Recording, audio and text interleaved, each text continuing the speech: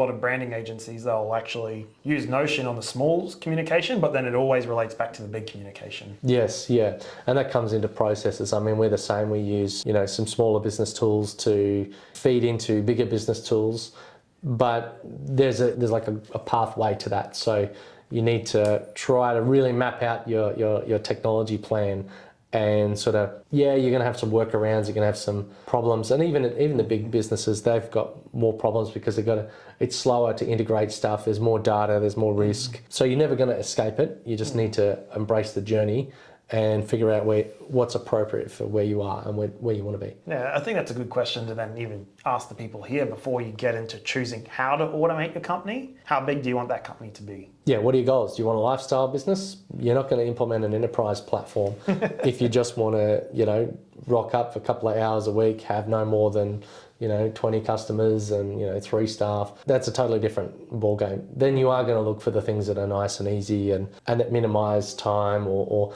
maybe you've got some manual processes but you hire someone to do it. So it just depends very much how aggressive you want to be in your growth.